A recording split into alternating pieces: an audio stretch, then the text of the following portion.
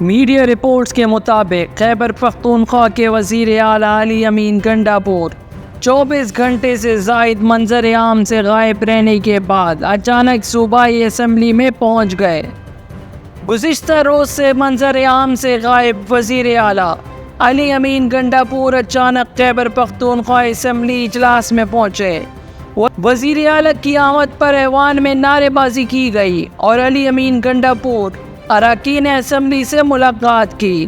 Assembly سے خطاب میں علی امین کا کہنا تھا کہ پورے پاکستان کی عوام کو سلام پیش کرتا ہوں، عوام کو خراج تحسین پیش کرتا ہوں کہ بانی پی ٹی آئی کے ساتھ کھڑے ہیں۔ پہلے ہم سے پارٹی نشان چھینا گیا۔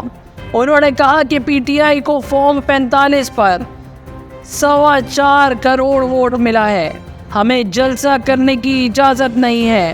ہم لوگوں نے مینار پاکستان پر جلسے کی اجازت مانگی، نہیں دی گئی۔ منصوبہ بندی سے ہماری پارٹی پر حملہ کیا گیا۔ علی امین گنڈاپور کا کہنا تھا کہ ڈی چوک پر پہنچنے کا کہا تھا اور وہیں پر پہنچے۔ کل اسلام آباد پولیس نے کے پی ہاؤس پر دھاوا بولا، شیلنگ کی، توڑ پھوڑ کی۔ اسلام آباد پولیس کی کارکردگی دیکھیں، میں ساری رات وہیں تھا، انہیں نہیں ملا۔ انہوں نے کہا کہ آئی جی اسلام آباد کو کے پی اسمبلی کے فلور پر آ کر معافی مانگنا ہوگی۔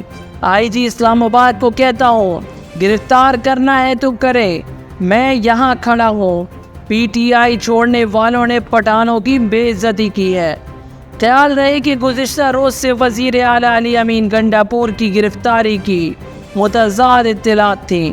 آج وزیر داخلہ محسن نقوی نے کہا کہ وزیر اعلیٰ علی امین گنڈاپور کو کسی ادارے نے گرفتار نہیں کیا۔ ان کی کے پی ہاؤس سے بھاگنے کی ویڈیو موجود ہے۔